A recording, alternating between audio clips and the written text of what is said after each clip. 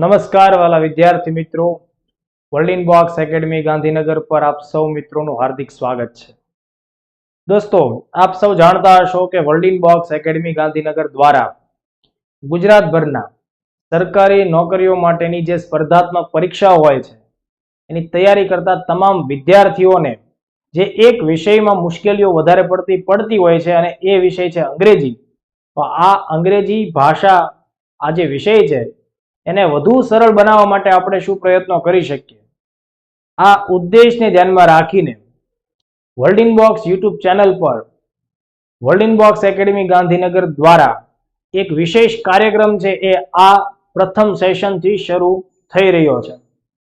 આપણે અહીંયા અંગ્રેજી ભાષાને સમજવા માટે, તેને સરળ બનાવવા માટે અને આ વિષયમાં વધુ સારા માર્ક્સ કેમ મેળવાય એ માટે જે પાયાગત જરૂરિયાત છે એ છે શબ્દ ભંડોળ.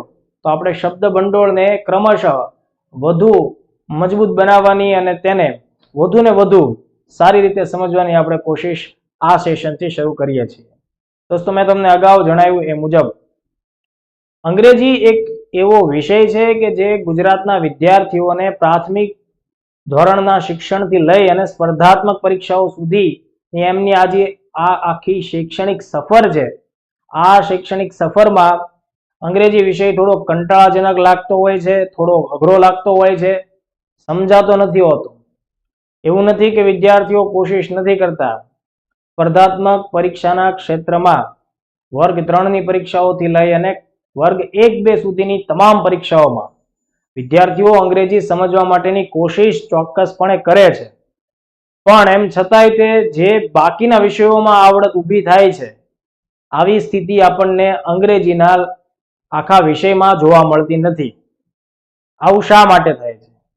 તો આ આખા સબ્જેક્ટને સમજવા માટેની જે પદ્ધતિ છે એ કેવી હોવી જોઈએ જેથી કરીને આ વિષય આપણને સમજમાં આવે, આ વિષય પણ અન્ય વિષયોની જેમ સરળ અનુભવાય. તો દોસ્તો, એક બાબત તમે ખાસ સમજજો. અંગ્રેજી કોઈ એક વિષય નથી, પણ એ એક આખી અલગ ભાષા છે. જેમ આપણી માતૃભાષા ગુજરાતી છે એવી રીતે અંગ્રેજી એક આખી અલગ ભાષા છે. બીજા વિષયો તમને પ્રમાણમાં સહેલા એટલા માટે લાગે છે કે એ વિષયોનું જે વિષય વસ્તુ છે, સબ્જેક્ટ કન્ટેન્ટ છે, એ આપણી મૂળ માતૃભાષામાં છપાયેલું હોય છે. મૂળ માતૃભાષામાં હોવાના લીધે આપણે વાંચીએ છીએ તો સમજમાં આવે છે, આપણે એને સમજી શકીએ છીએ, એટલે આપણે આન્સર કરી શકીએ છીએ. પણ અંગ્રેજીમાં આપણી સાથે કંઈક અલગ ઘટના ઘટે છે, કારણ કે અંગ્રેજી એક ભાષા છે. ભાષાને શીખવા માટે, ભાષામાં સમજણ વિકસાવવા માટે થઈ અને એની જે પદ્ધતિ છે એમાં સૌથી વધુ મહત્વનું છે શબ્દ ભંડોળ હોવું. જ્યારે આપણે અંગ્રેજી છે એમાં થાય છે શું? અંગ્રેજી શીખવા માટે આપણે લોકો શરૂઆત ગ્રામરથી કરીએ છીએ. હવે હું તમને કેટલાક પ્રશ્નો પૂછું, તમે મને વિચારી અને તમારી રીતે જ મનોમન એનો જવાબ આપજો. તમે ગુજરાતી માતૃભાષા બોલો છો. જ્યારે તમે નાના હતા અને જેવા તમારી અંદર સમજ ઊભી થઈ, જ્યારથી તમારી અવલોકન શક્તિ આવી, તમારી શ્રવણ શક્તિ હતી, તો એના લીધે ગુજરાતી ભાષા શીખવા માટે તમે લોકોએ સૌથી પહેલા ગુજરાતી ભાષાનું વ્યાકરણ શીખ્યું ન હતું.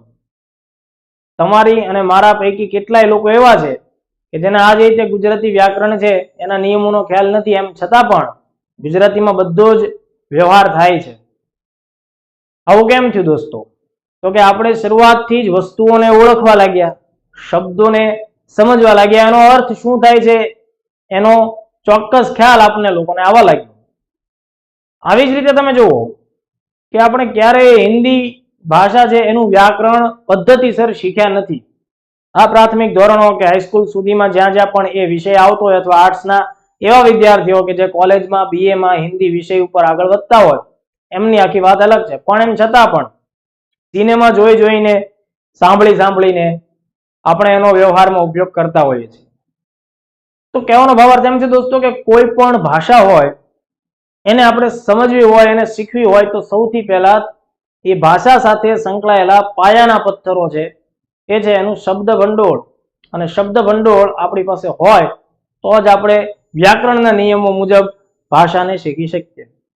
ગુજરાતભરના વિદ્યાર્થીઓને સૌથી વધુ મુશ્કેલી ક્યાં પડે છે? તો કે એ લોકો સીધું જ અંગ્રેજીનું શબ્દ ભંડોળ મેળવ્યા વગર ડાયરેક્ટ એ લોકો એટેક કોની ઉપર કરે છે?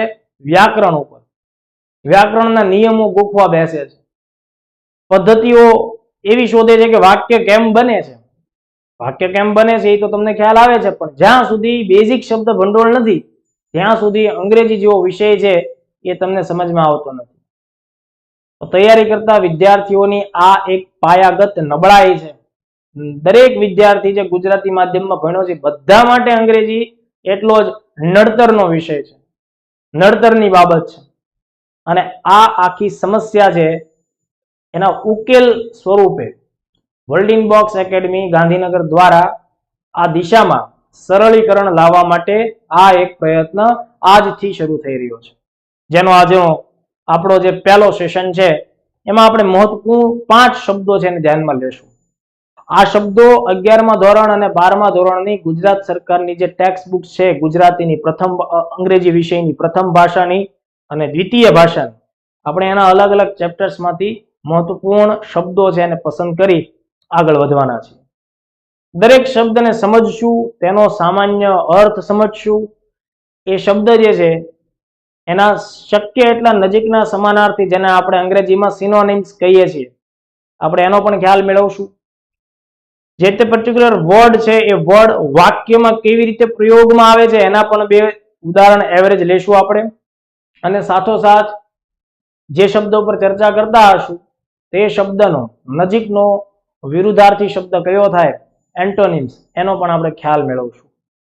તો મને પૂરી આશા છે અને વિશ્વાસ છે કે આપ ગુજરાતભરના વિદ્યાર્થીઓ કે જેમને અંગ્રેજીમાં મુશ્કેલી પડે છે એ લોકો આ પહેલા સેશનથી લગાતાર ચાલવાની આ જે સિરીઝ છે એમાં જોડાશે અને ખૂબ સારો પ્રતિસાદ મળશે. તો દોસ્તો આપણે શરૂઆત કરીએ છીએ આજના પહેલા શબ્દથી. શબ્દ સ્ક્રીન ઉપર આપની સમક્ષ ઉપસ્થિત છે દોસ્તો. શબ્દ છે ફોસ્ટર. ફોસ્ટર સ્પેલિંગ બરાબર સમજો, FOSTER, ફોસ્ટર. આપમાંથી કેટલાક વિદ્યાર્થીઓએ આ શબ્દ અગાઉ સાંભળ્યો પણ હશે, બાકીના કેટલાક વિદ્યાર્થીઓ માટે કદાચ આ નવો શબ્દ પણ હોય. તો ફોસ્ટર શબ્દ છે એ શું સૂચવે છે તો સમજો. ફોસ્ટર શબ્દનો દોસ્તો સામાન્ય જે ગુજરાતીમાં આપણે એનો ભાવાર્થ સમજીએ તો એમ થાય કે કોઈ પણ ચીજ વસ્તુ હોય તો એને પાળવી, એનું પોષણ કરવું એટલે કે પોષવું, અને તેનો નાનપણથી લઈ પદ્ધતિસરનો ઉછેર કરવો એટલે કે ઉછેરવું. તો પાળવું, પોષવું અથવા ઉછેરવું આવી જ્યારે કોઈ બાબતને ધ્યાનમાં લેવામાં આવતી હોય તો તેના માટે અંગ્રેજીમાં શબ્દ વપરાય છે ફોસ્ટર. સામાન્ય રીતે એવી કોઈ પણ સારા ઉદ્દેશવાળી વસ્તુનું ઉત્પાદન કરવું, એનો ઉછેર કરવો, બરાબર, વિકાસાત્મક એની પ્રગતિ કરવી અને એમાં સહાયક ભૂમિકા આપણે નિભાવવી, તો તેના માટે ફોસ્ટર શબ્દનો આપણે ઉપયોગ કરીએ છીએ. આ ફોસ્ટર શબ્દની વ્યાખ્યા અંગ્રેજીમાં જોઈએ તો શું થાય? Encourage or promote the development of something. કોઈ સારી વસ્તુ જે છે એનો જ્યારે વિકાસ થાય છે તો એમાં એને પ્રોત્સાહન આપવું, બરાબર, એને હિંમત આપવી, આ જે આખી ઘટના છે તો એને ફોસ્ટરિંગ કર્યું એવું કહેવાય, બરાબર. તો આ આખી બાબત ફોસ્ટર શબ્દને ધ્યાનમાં રાખીને હવે આપણે જોઈએ કે આ ફોસ્ટર શબ્દ છે એનો વધુ નજીકનો અન્ય અંગ્રેજી પર્યાય શબ્દ કયો થાય? તો જુઓ અહીંયા સ્ક્રીન ઉપર ફોસ્ટર શબ્દને ધ્યાનમાં રાખીને અન્ય 4 શબ્દો છે એ તમારી સમક્ષ રજૂ કરવામાં આવ્યા છે. જ્યારે કોઈ વાક્ય તમે વાંચો છો પેપરમાં, ફોસ્ટર શબ્દ આવે છે અથવા એની સમકક્ષ આ શબ્દો આવે છે તો ત્યારે તમારા દિમાગમાં એક બાબત બહુ સ્પષ્ટ થવી જોઈએ કે આ શબ્દ જે છે એ કોઈ સારી વસ્તુનું નિર્માણ થઈ રહ્યું છે, એનો વિકાસ થઈ રહ્યો છે, તો આપણે એને પ્રોત્સાહન આપવાની વાત છે, આપણે એને હિંમત આપવાની વાત છે, આપણે એને આગળ વધારવાની વાત. એવો એક શબ્દ આપણે વાપરી શકીએ છે બ્રિંગ અપ. બ્રિંગ અપ નો મતલબ પણ થાય દોસ્તો ઉછેરવું, પાલન પોષણ કરવું, બરાબર. તો બ્રિંગ અપ નો જે અહીંયા આપણે એ શબ્દનો ઉપયોગ કરીએ એમાં એક સંદર્ભ છે ઉછેરવાનો અને પાલન પોષણ કરવાનો, પણ બ્રિંગ અપ શબ્દ BRINGUP, બ્રિંગ અપ, આ અર્થ સિવાય એના બીજા પણ અર્થ થાય. જ્યારે તમે કોઈ મુદ્દો રજૂ કરો છો કોઈ સભા સમક્ષ, કોઈ કોર્ટ સમક્ષ, કે તમારી રજૂઆત કરો છો, તો જે મુદ્દો તમે રજૂઆત કરો છો તો એ રજૂઆતને પણ બ્રિંગ અપ થી ઓળખવામાં આવે છે. તો બ્રિંગ અપ નો કેટલાક સંદર્ભમાં, જેમ કે કોર્ટમાં દાવો માંડો છો તો તો ત્યાં પણ કેસ લાવવામાં આવે છે તો બ્રિંગ અપ શબ્દ વાપરી શકાય. ચર્ચા ચાલતી હોય અને તેમાં મુદ્દો કોઈ ઉપસ્થિત તમે કરો તો એના માટે પણ બ્રિંગ અપ શબ્દ વપરાય. તો બ્રિંગ અપ શબ્દ ફોસ્ટરને ધ્યાનમાં રાખીને પણ આપણે વાપરી શકીએ. બીજો એક શબ્દ છે એ છે કલ્ટિવેટ. ખૂબ જ સરસ મજાનો શબ્દ છે દોસ્તો, કલ્ટિવેટ. CULTIVATE. કલ્ટિવેટ. કલ્ટિવેટ નો મતલબ પણ એવો જ થાય છે વિકસાવવું અથવા તો ઉત્પન્ન કરવું. તો જો શબ્દ જે છે ને એ કયા ભાવાર્થમાં વપરાય છે એ દરેક અલગ અલગ સંદર્ભમાં એમાં વિભિન્નતા હોઈ શકે, પણ આપણને એક જનરલ એપ્રોચ આપણો તૈયાર થવો જોઈએ કે ભાઈ કલ્ટિવેટ શબ્દ છે એનો વિકસાવવા સાથે અથવા ઉત્પન્ન કરવા સાથે સંબંધ છે. તો એ સંદર્ભમાં આપણે ફોસ્ટર સાથે એના રિલેશનને જોઈ શકીએ છીએ. આવો એક બીજો ખૂબ અગત્યનો શબ્દ છે દોસ્તો, એ છે ડોમેસ્ટિકેટ. DOMESTICATE. ડોમેસ્ટિકેટ નો મતલબ પણ થાય ઉછેરવું અથવા તો કોઈ વસ્તુને કેળવવી. આ બહુ ઓછા લોકો જાણતા હશે આ શબ્દને, પણ ફોસ્ટરની સાથે તમે ડોમેસ્ટિકેટ શબ્દનો પણ પ્રયોગ કરી શકો છો. બરાબર. સાથોસાથ ફોસ્ટર સાથે વધુ ઘનિષ્ઠ સંબંધ ધરાવતો હોય, વધુ નજીકનો ભાવાર્થ ધરાવતો હોય એવો એક શબ્દ છે નર્ચર. આ બધા જે સ્ક્રીન ઉપર તમારી સામે સિનોનિમ્સ આપેલા છે, આ બધા પૈકી સૌથી વધુ નજીક ફોસ્ટરની વધુ નજીકનો શબ્દ હોય તો એ છે નર્ચર. NURTURE. નર્ચરનો મતલબ થાય પાલન પોષણ કરવું અથવા કેળવવું અથવા કોઈ વ્યક્તિને શિક્ષણ આપવું. બરાબર. કેટલીક વખતે કોઈ કામદારોને તાલીમ આપવામાં આવે છે તો એ એક પ્રકારની કેળવણી છે, તો એ સંદર્ભમાં પણ નર્ચર શબ્દ છે એ વાપરી શકાય. તો અહીંયા આપણે શું કર્યું, અહીંયા આપણે ફોસ્ટર શબ્દ જોયો અને તેના કેટલાક સમાનાર્થી શબ્દો જોયા. હવે આપણે આ ફોસ્ટર શબ્દને વાક્યમાં કેમ પ્રયોગ થાય એ પણ જોઈએ અને સાથોસાથ તેના કેટલાક વિરુદ્ધાર્થી શબ્દ છે તો આપણે તેને પણ જોઈએ. તો જો સ્ક્રીન ઉપર પહેલું વિધાન છે દોસ્તો, બરાબર સમજજો. The teacher's task is to foster learning. શિક્ષકનું કાર્ય શું છે તો કે ભાઈ શિક્ષણ પ્રવૃત્તિને પ્રોત્સાહન આપવું. બરાબર. તો અહીંયા ફોસ્ટર શબ્દ આ રીતે ક્રિયાપદના સ્વરૂપમાં વાપરવામાં આવે છે. બરાબર. અહીંયા જો બીજું એક વાક્ય છે, the other specific role of government in the rural economy has been the attempt to create jobs mainly by fostering manufacturing. ઉત્પાદનની આખી જે પ્રવૃત્તિ છે તેને પ્રોત્સાહન આપીને ગ્રામીણ ક્ષેત્રોમાં રોજગારનું સર્જન કરવું એ કોઈ પણ સરકાર માટે થઈ અને એક મહત્વપૂર્ણ કામગીરી છે અથવા તેનો ટાસ્ક છે અથવા લક્ષ્યાંક છે. જો આ સિરીઝમાં આપ સૌ જોડાવ છો, અહીંયા એક બાબતની સ્પષ્ટતા થોડી રાખજો કે મારો ઉદ્દેશ તમને શબ્દ ભંડોળથી વાકેફ કરાવવાનો છે. હું અત્યારે તમારી સાથે અંગ્રેજી ગ્રામર ઉપર ચર્ચા નથી કરતો. પહેલા શબ્દ ભંડોળ હશે, એ શબ્દને તમે વાપરો, પ્રયોગમાં મૂકો, ભલે સાચું પડે ખોટું પડે, પણ તમારા રૂટીનમાં એ શબ્દોને વાપરવા માંડો. કોઈ પણ ભાષા હોય, દુનિયાની કોઈ પણ ભાષાને શીખવા માટે તેના શબ્દોને પ્રયોગમાં લાવો, ઓટોમેટિકલી બોલવા માંડો. ધીમે ધીમે એની મેળાઈ સેટ થઈ જશે. જેમ ગુજરાતી માટે તમે એ જ કર્યું, સાંભળ્યું અને એનું અનુકરણ કર્યું. સાંભળ્યું, બોલ્યા, સાંભળતા ગયા નવા નવા શબ્દો, એના સંપર્કમાં આવતા ગયા અને એ જ વસ્તુનું પુનરાવર્તન થવા લાગ્યું. એટલે આપણને ગુજરાતી આવડી. હિન્દી પણ આપણને એમ જ સિનેમાએ શીખવી છે, તો એવી જ રીતે અંગ્રેજી પણ આપણને ફાવા મળશે. જસ્ટ શબ્દ ક્યાં વાપરવો, ભલે સાચું પડે ખોટું પડે, પણ શબ્દોનો પ્રયોગ ચાલુ રાખો. તો આ બે વાક્યોમાં આપણે અલગ અલગ રીતે ફોસ્ટર શબ્દનો પ્રયોગ કેમ થયો તેના વિશે માહિતી મેળવી. હવે જુઓ, ફોસ્ટરનો મતલબ થાય પ્રોત્સાહક બાબત. બરાબર. કોઈને પ્રોત્સાહન આપવાનું છે, કોઈ આગળ વધે છે, તમે એને મદદરૂપ થાવ છો, એની હિંમત વધારો છો. તો હવે આ પરિસ્થિતિની વિરોધી ઘટના કેવી હોય તો કે ભાઈ કોઈને આગળ વધવું છે અને તમે એને પ્રોત્સાહન આપવાના સ્થાને એને હતોત્સાહ કરો છો, એને આગળ વધતા અટકાવો છો, એવી કોઈ સ્થિતિઓ છે તો તે એનો વિરોધી આખો શું થશે, ભાવ થશે. તો જો અહીંયા કેટલાક શબ્દો છે જે ફોસ્ટરના વિરોધી શબ્દો તરીકે આપણે જોઈ શકીએ. દાખલા તરીકે એક છે નિગ્લેક્ટિંગ, NEGLECTING.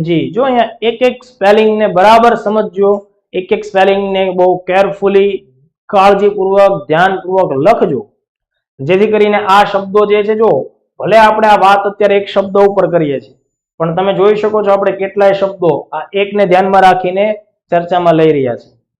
નિગ્લેક્ટિંગ. નિગ્લેક્ટિંગ નો મતલબ થાય અવગણના. કોઈ પણ વ્યક્તિની વસ્તુની અવગણના કરવી. તો એ ફોસ્ટરનું શું થયું? વિરોધી થયું. ઇગ્નોરિંગ. ઇગ્નોરિંગ નો સ્પેલિંગ બરાબર સમજો. IGNORING.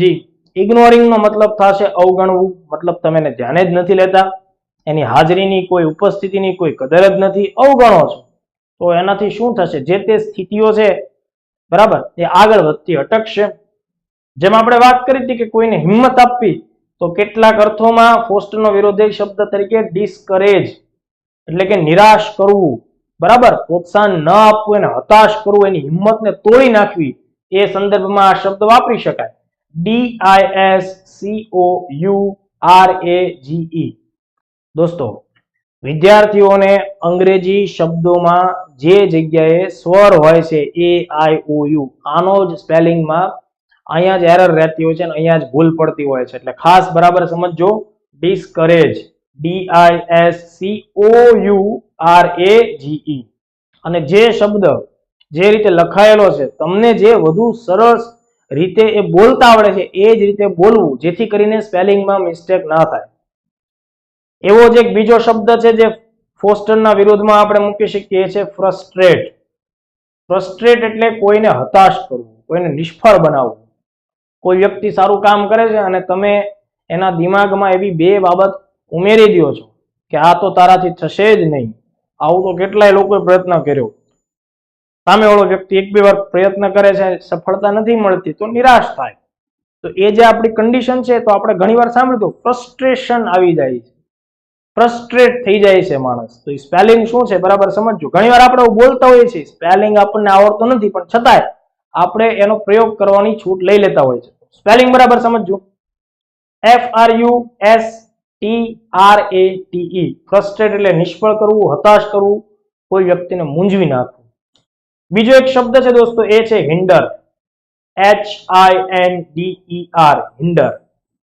જો માનો કે તમે આને હિન્ડર બોલવા નથી માંગતા, તો એને શું બોલશો? હિન્ડેર પણ બોલો, જેથી તમને વધુ સારી રીતે યાદ રહી જશે.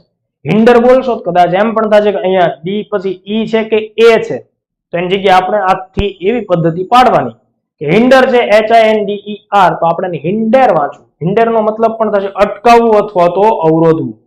સપ્રેસ, દબાવવું. SUPPRESS. દબાવવું. સપ્રેસ એટલે દબાવવું. કોઈ આગળ વધવા માંગે છે તો અહીંયા એને એ સંદર્ભમાં, હતાશ કરવાના સંદર્ભમાં શું કરવામાં આવશે? દબાવવામાં આવશે. તો આ રીતે આપણે જે ફોસ્ટર શબ્દ છે તેના અનુસંધાને કેટલીક ચર્ચાઓ કરી. હવે જુઓ, બીજો એક શબ્દ છે જે બોર્ડ ઉપર આપણે લખેલો છે, PROPEL. પ્રોપેલ. અથવા મેં તમને હમણાં કીધું એમ તમારે એને પ્રોપેલ બોલવું છે તો પણ બોલો. જો આપણે કોઈ જગ્યાએ લેંગ્વેજ બોલવાની ટેસ્ટ આપવાની નથી, શબ્દોને સારી રીતે સિક્વન્સ આપણા દિમાગમાં એવી બનાવવાની છે કે જેથી આપણને શબ્દ બરાબર યાદ રહી જાય. કોઈ એક શબ્દને અલગ અલગ પ્રાંતના લોકો અલગ અલગ રીતે બોલતા હોય છે, તો ઉચ્ચારણનો ભેદ તો ગુજરાતીમાં પણ છે. સૌરાષ્ટ્ર વાળા છે એ ગાંધીજી બોલે છે, આ મહેસાણા વાળા ગોંધીજી બોલે છે. સૌરાષ્ટ્રમાં પાણી બોલાય છે, આ લોકો પોણી બોલે છે. તો એનાથી એ વસ્તુ બદલાઈ નથી જતી, તેનાથી એ વસ્તુનો ભાવ પણ નથી બદલાતો. તો જે ઉચ્ચારણ પ્રોનાઉન્સિએશન છે એ બદલાય છે, એનાથી ગભરાવાની જરૂર નથી. કદાચ કેટલાક લોકોને પ્રોપેલ વાંચે તો એ અપભ્રંશ નથી, કેટલાક પ્રોપેલ વાંચે બહુ હાઈ લેવલનું પણ નથી. બંને વસ્તુઓમાં સ્થિતિ છે એ કોમન છે.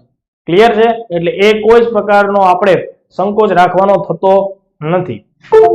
બરાબર. હવે જુઓ, પ્રોપેલ શબ્દ જે છે તેનો મતલબ શું થશે? તો કે ભાઈ કોઈ પણ વસ્તુ, ખાસ કરીને નિર્જીવ કેસમાં, સજીવમાં પણ લઈ શકાય, નિર્જીવમાં પણ લઈ શકાય. કોઈ વસ્તુ જે છે તેની ગતિ જે હોય, બરાબર, એ વસ્તુની ગતિને આગળ વધારવી, એને પ્રોત્સાહન આપવું, કોઈ એક ચોક્કસ દિશામાં એને ધકેલવું, તો અહીંયા ખાસ કરીને એને ધક્કો લગાડવાના સંદર્ભમાં પ્રપેલ શબ્દ વાપરવામાં આવે છે. તો આપણે એની વ્યાખ્યા જોઈએ તો કે ભાઈ આગળ વધવા માટે પ્રેરિત કરવું અથવા તો આગળ ચલાવવું. બરાબર. ખાસ કરીને આ પ્રપેલ શબ્દ છે એના ઉપરથી એક ઈંધણ માટે શબ્દ આપણે વાપરીએ પ્રોપેલન્ટ, જે ખાસ કરીને ઉપગ્રહ છોડવા માટે આપણે જે સ્પેસ ક્રાફ્ટ બનાવીએ તો એનું જે ઈંધણ હોય એના માટે શબ્દ શું વાપરીએ? પ્રોપેલન્ટ. પ્રોપેલન્ટ એટલે એને આગળ ધક્કો લગાવનારું ઈંધણ. તો અહીંયા આપણે પ્રપેલ શબ્દનો એવો અર્થ સમજવાનો છે કે કોઈ પણ વસ્તુ છે એની ગતિને આગળ વધારવા માટે ધક્કો લગાડનારી ચીજ વસ્તુ. માણસમાં પણ આવે, નિર્જીવ વસ્તુમાં પણ આવશે. હવે આપણે જોઈએ એને અંગ્રેજીમાં આની ડેફિનેશન જોયું તો કેવી રીતે કહી શકાય તો કે ડ્રાઈવ, ચલાવવું, પુશ એટલે ધક્કો મારવો, ઓર એટલે કે અથવા cause to move in a particular direction, કોઈ એક ચોક્કસ દિશામાં એને આગળ લઈ જવું. એવું નહીં કે અસ્તવ્યસ્ત દિશાઓમાં તમે એને લઈ જાઓ, પણ ચોક્કસ દિશામાં એને આગળ લઈ જાઓ. પર્ટિક્યુલર ડિરેક્શન તો કેવી? ટિપિકલી ફોરવર્ડ, આગળ વધતી હોય એવી દિશામાં જ્યારે તમે ધકેલતા ધકેલતા લઈ જાઓ તો ત્યારે તમારે પ્રપેલ શબ્દનો ઉપયોગ કરવાનો. ક્લિયર છે? અથવા એની બીજી રીતે પણ તમે ડિસ્ક્રાઇબ કરી શકો છો, carry along by a force in a specified direction. કોઈ ચોક્કસ દિશામાં બળપૂર્વક ધકેલો તો એને પ્રપેલ કહી શકાય. બરાબર. હવે જુઓ દોસ્તો, આ જે શબ્દ આપણે જોયો એના કેટલાક સમાનાર્થી શબ્દો આપણે જોઈએ. તો આને પ્રપેલ શબ્દને નજીકના શબ્દો એવા કયા છે તો કે એક છે ડ્રાઈવ, DRIVE, ડ્રાઈવ એટલે ચલાવવું થાય. પણ જનરલી આપણે પ્રપેલ કરતા ડ્રાઈવ નો ઉપયોગ વધુ કરીએ છીએ. જેમ કે તમે મોટરસાયકલ ચલાવો છો તો તમે ત્યાં ડ્રાઈવ નો ઉપયોગ કરો છો, કાર ચલાવો છો તો ત્યાં પણ તમે ડ્રાઈવ નો ઉપયોગ કરો છો. તો આ શબ્દ વધુ આપણે વ્યવહારમાં વપરાય છે. તો પરીક્ષામાં આવી વસ્તુ ન પૂછાય, પૂછવું હોય તો એને ધ્યાનમાં રાખીને આવું પૂછી શકાય. તો ડ્રાઈવ નું સમાનાર્થી પૂછાય તો પણ શું થશે? પ્રપેલ થશે. પ્રપેલ નું સૌથી નજીકનું સમાનાર્થી ડ્રાઈવ છે. બીજો એક શબ્દ છે એ છે મોબિલાઇઝ અને એક છે મોબિલીઝ. આ અંગ્રેજ વર્ડ છે, અંગ્રેજ શબ્દ છે, આ ફ્રેન્ચ શબ્દ છે. બંનેમાં જો સ્પેલિંગમાં બહુ ઝાઝો તફાવત નથી. જનરલી આપણા પુસ્તકોમાં ઘણીવાર આપણને MOBILIZE એ શબ્દનો પણ કેટલીક વાર ઉપયોગ થતો જોવા મળે અને કેટલાક કેસમાં આપણે Z ની જગ્યાએ S નો ઉપયોગ થતો હોય એવું પણ જોઈએ છે. MOBILISE, ગતિશીલ કરવું, ગતિ આપવી. પણ અહીંયા જુઓ, આ એની નજીકના શબ્દો તો કહી શકાય. મોબિલાઇઝ એટલે ગતિશીલ, ગતિશીલ કરવું અથવા ગતિશીલ વસ્તુ. જેમ કે આપણો મોબાઈલ ફોન છે એ શું છે? મોબાઈલનો મતલબ જ થાય ગતિશીલ, જે હરતું ફરતું હોય, કોઈ એક જગ્યાએ બંધાયેલું ન હોય એને આપણે શું કહીએ છીએ? મોબાઈલ કહીએ છીએ. પણ અહીંયા જો એની દિશા કોઈ ચોક્કસ નથી દોસ્તો, બરાબર સમજજો. પ્રપેલ કોઈ એક ચોક્કસ દિશામાં લઈ જવાની વાત છે. ત્યારે ગતિશીલ કરવું તો તમે કોઈ પણ આડી દિશામાં પણ એ વસ્તુને આગળ લઈ જઈ શકો છો. તો આટલો બેઝિક તફાવત છે. પણ છતાંય માનો કે કોઈ કન્ડિશનમાં ડ્રાઈવ નથી ઓપ્શનમાં તો નજીકના સમાનાર્થી તરીકે આપણે મોબિલાઇઝ શબ્દ છે તેનો પ્રયોગ કરવો જોશે. વધ્યા આગળ કેટલાક ઉદાહરણો જોઈએ કે જ્યાં આપણને પ્રપેલ શબ્દ છે એ પ્રયોગમાં મૂકવામાં આવ્યો હોય તેવું જોવા મળે. જેમ કે જો એક શબ્દ છે તમારી સામે, The boat is propelled by using a very long paddle. ખૂબ લાંબા પેડલ અથવા તો હલેસા વડે બોટ એટલે કે હોડીને ચલાવવામાં આવી રહી છે અથવા તો ચલાવવામાં આવે છે. તો અહીંયા જુઓ તમે, બોટને ચલાવવાના અનુસંધાને શું છે? પ્રપેલ શબ્દ છે એ વપરાય છે અહીંયા. બરાબર. એવી જ રીતે બીજો એક શબ્દ સમજો, He grabbed him. બે અલગ અલગ વ્યક્તિઓની અહીંયા વાત કરવામાં આવેલી છે આ વાક્યમાં. He grabbed him એટલે અહીંયા he એટલે કોઈ બંને ત્રીજા પુરુષની જ વાત છે. એમાં પહેલો અને બીજો પુરુષ સામેલ નથી. કોઈ બે વ્યક્તિઓ સામે કોઈ ઘટના ઘટી રહી છે અને એનું વર્ણન છે કોઈ એક ત્રીજા વ્યક્તિ દ્વારા વાક્ય સ્વરૂપે થાય છે. તો કેમ થાય છે?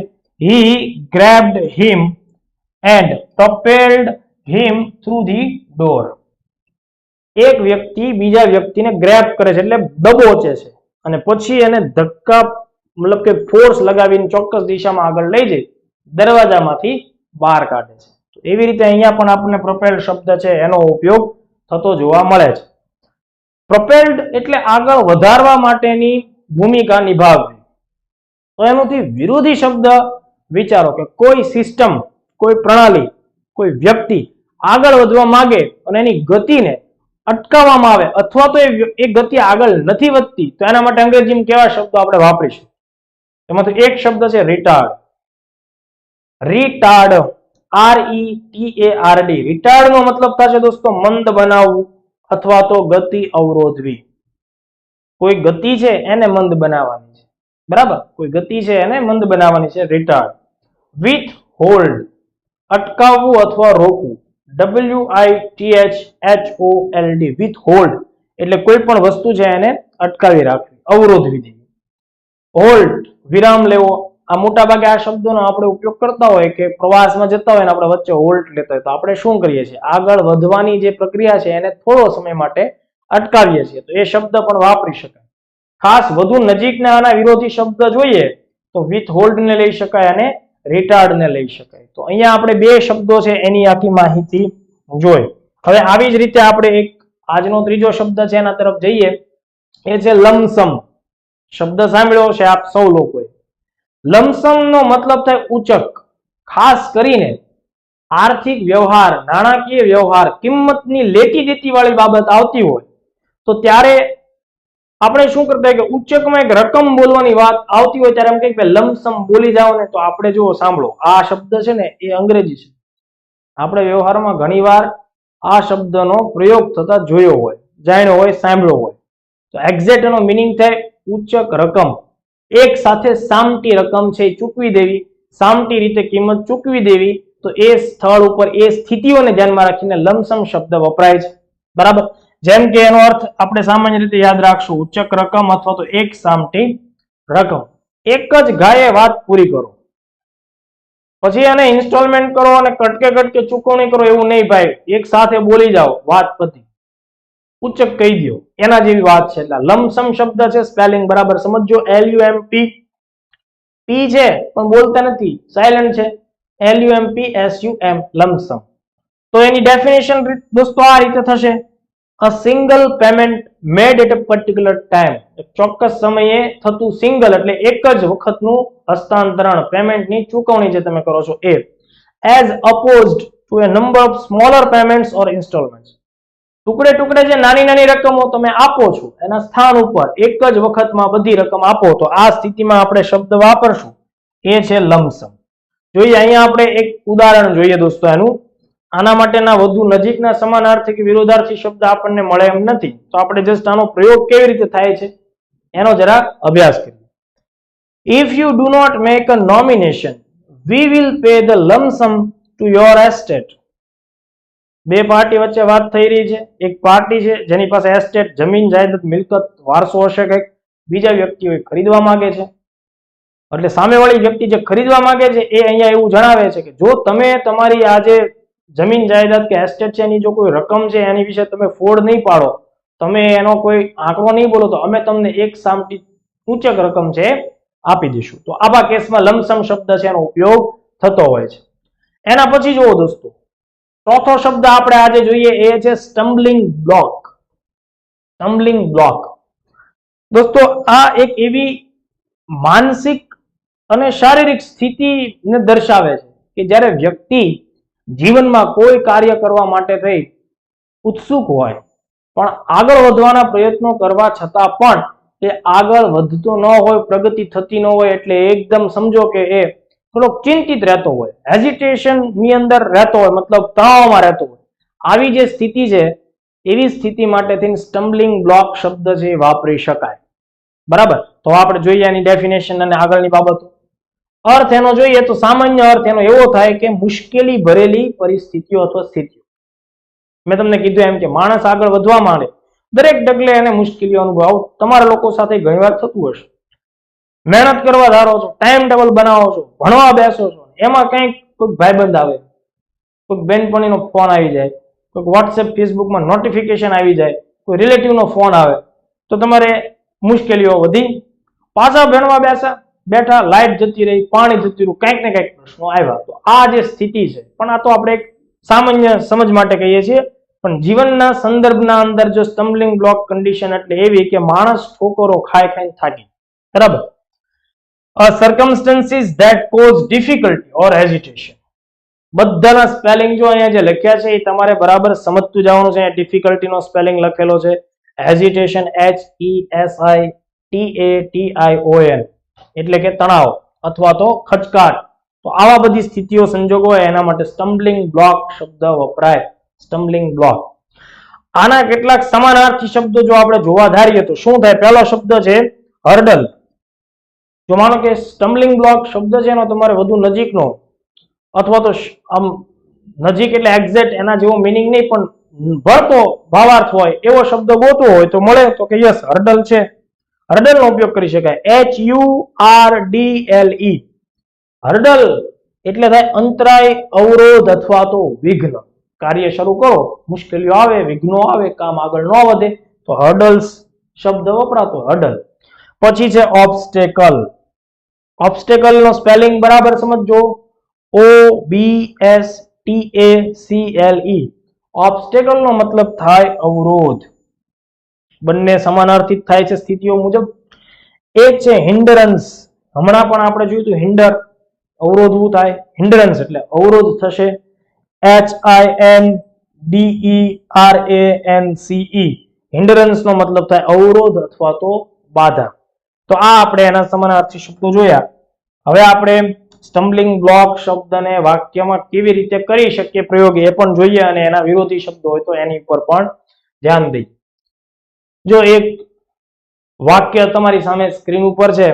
Bashfulness is a great stumbling block to some men. ક્યારેક કોઈક માણસ ઉદ્ધતાઈમાં આવીને કોઈ એવું કૃત્ય કરી નાખે કે જે બેશરમગીરીની હદ કહેવાય. તો આ સ્થિતિમાં એ વ્યક્તિ પછી સતત એ પરિસ્થિતિઓને લઈને મૂંઝવણ અનુભવે. મતલબ કે તેની આખી ઇમેજ ખરડાઈ ગઈ. કોઈ એવું કૃત્ય કર્યું કે પછીથી શું થાય કે માણસ ફેંકાઈ જાય ફિલ્ડમાં, કરિયરમાં, સમાજમાં. પછી ગમે ત્યાં આગળ વધવા જાય એની પ્રગતિ ન થઈ શકે. તો એ સંદર્ભમાં આ વાક્ય અહીંયા મૂક્યું છે કે bashfulness is a great stumbling block to some men. દારૂ અમુક માણસો પીતા હોય, પીધા પછી ભાન ન રહે, ટોટલ ફૂલ થઈ ગયા હોય, બરાબર, અને એના લીધે કાંઈક એવી ઘટનાઓ, કૃત્યો કરી નાખે.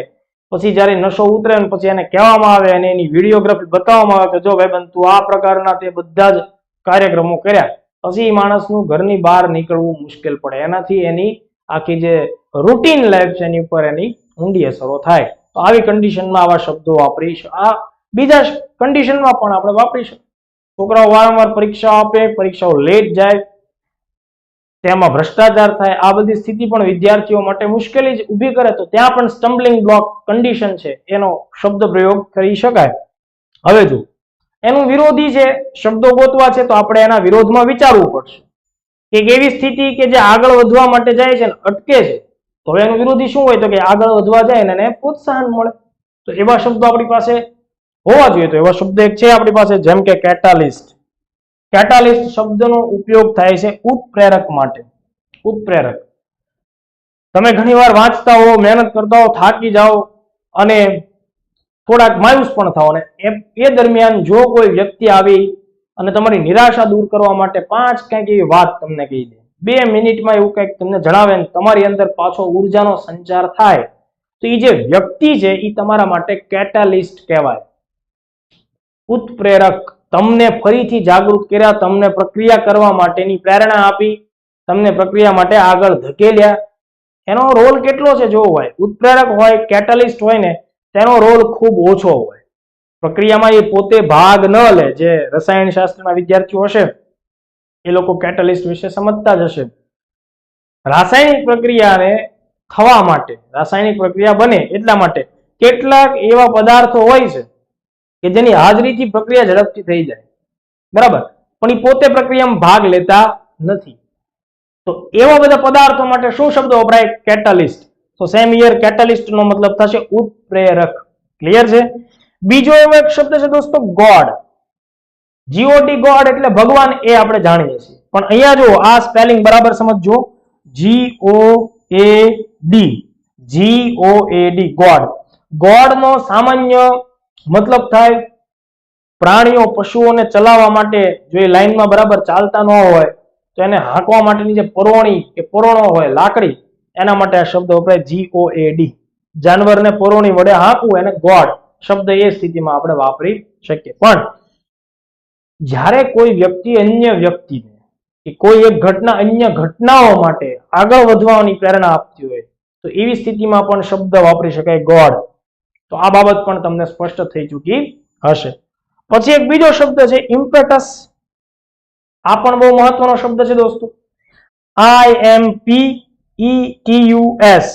IMPETUS. ઇમ્પેટસ નો મતલબ થાય પ્રોત્સાહન અથવા તો પ્રવર્તક બળ, આગળ વધવા માટેની પરિસ્થિતિઓ. તો આટલા શબ્દો આપણે સ્ટમ્બલિંગ બ્લોકને ધ્યાનમાં રાખીને જોયા. હવે જુઓ, આજનો આપણો જે પહેલો સેશન છે ને એનો છેલ્લો શબ્દ બાકી છે, એના ઉપર આપણે ચર્ચા કરીએ. એ છે ડિફર. સ્પેલિંગ બરાબર સમજજો. DEFER. ડિફર. ડિફર નો મતલબ થાય કોઈ આયોજન અથવા તો પ્રક્રિયા કે કોઈ કાર્યક્રમ કે જે નજીકના ભવિષ્યમાં ચાલુ થવાનો છે અથવા તો એ જસ્ટ શરૂ થઈ ચૂક્યો છે, એ કાર્યક્રમ ચાલુ છે, પણ કોઈ પરિસ્થિતિઓ એવી આવી કે એ કાર્યક્રમને આપણે આગળ નથી વધારતા, એને થોડા સમય માટે અટકાવીએ છીએ, આ કાર્યક્રમમાં વિરામ મૂકીએ છીએ. તો આ જે સ્થિતિ છે ને એના માટે આપણે શબ્દ વાપરીએ છીએ ડિફર. બીજો એક શબ્દ તમે સાંભળ્યો હશે DIFFER. ડિફર. આ ડિફર નો મતલબ થાય ભિન્ન, અલગ, બરાબર. પણ અહીંયા જે ડિફર છે એ કેવું છે સમજો. DEFER. એનો ભાવાર્થ આપણે શું સમજીએ? મોકૂફ રાખવું. કોઈ આયોજન થઈ ચૂક્યું છે, તારીખ, સમય, સ્થળ બધું જાહેર થઈ ચૂક્યું છે, પછી કોઈ કારણોસર તમે એને મોકૂફ રાખો છો, બરાબર, સ્થગિત કરો છો, મુલતવી રાખો છો, તો આને કહેવાય ડિફર. તમે વાંચવાનું ટાઈમ ટેબલ બનાવ્યું, અભ્યાસ કરવાનું શરૂ કરવાનું હતું, કંઈક પરિસ્થિતિ એમ થયું કે કાલ વાંચશું, વાત પતી ગઈ, તો એ સ્થિતિ માટે શું શબ્દ વાપરી શકાય? ડિફર. બરાબર. અંગ્રેજીમાં એની ડેફિનેશન ને સમજીએ તો શું થાય? પુટ ઓફ, અટકાવી દેવું, મૂકી દેવું, બરાબર. એન એક્શન ઓર ઇવેન્ટ, કોઈ ઘટના કે કાર્ય, બરાબર, ટુ અ લેટર ટાઈમ, પછીના સમય ઉપર આપણે છોડીએ છીએ, બરાબર. હવે જો એના સમાનાર્થી શબ્દોમાં સૌથી ફેમસ શબ્દ જે વ્યવહારમાં વપરાતો હોય એ છે પોસ્ટપોન. વારંવાર આ શબ્દ સાંભળ્યો હશે, પોસ્ટપોન. POSTPONE. પોસ્ટપોન નો મતલબ થાય મુલતવી રાખવું. ડિફર અને પોસ્ટપોન એકદમ નજીકના શબ્દ તરીકે વાપરી શકાય. હજી એક શબ્દ છે એડજોર્ન. સ્થગિત કરવું, મુલતવી રાખવું. એડજોર્ન. ADJOURN. એડજોર્ન, મુલતવી રાખવું, બરાબર. હવે જુઓ, થોડા દિવસો પહેલાની વાત છે, ગાંધીનગરમાં કરાઈ જે છે ત્યાં પોલીસ ઇન્સ્પેક્ટર માટેની ફિઝિકલ ટેસ્ટ છે એનું રનિંગ આયોજિત થવાનું હતું, પણ પરિસ્થિતિઓ એવી સર્જાણી કે જે તારીખોમાં રનિંગ હતું તો એ જ તારીખોમાં વરસાદની સ્થિતિ પણ આપણને જોવા મળી. તો એ બાબતને ધ્યાનમાં રાખીને આ જે કાર્યક્રમ હતો એમાં એક દિવસ છે એ કાર્યક્રમને પાછળ ઠેલાવવામાં આવ્યો, પાછળ લઈ જવામાં આવ્યો. એ સમયે જીપીએસસી ના ચેરમેને ટ્વીટ કરી હતી. એમાં ડિફર શબ્દનો ઉપયોગ નથી થયો, પણ પોસ્ટપોન શબ્દ વપરાણો છે એને આપણે સમજીએ. જેમ કે જુઓ, અહીંયા એ છે સ્ક્રીનશોટ એનો. As it is raining in Gandhinagar. આજે આખી આ ટેસ્ટ છે, schedule on 17th June 2021 is postponed to 19th of June.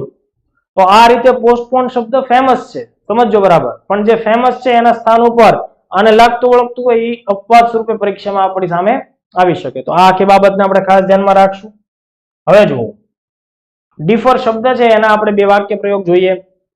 પહેલું એક્ઝામ્પલ એનું છે, they deferred the decision until June. તેમણે જૂન સુધી નિર્ણય મોકૂફ રાખ્યો હતો. તો અહીંયા ડિફર્ડ શબ્દ છે એનો ઉપયોગ થયો છે. નિર્ણય છે જૂન સુધી મોકૂફ રાખ્યો, નિર્ણય જાહેર ન કર્યો, ડિફર્ડ શબ્દ વપરાય છે.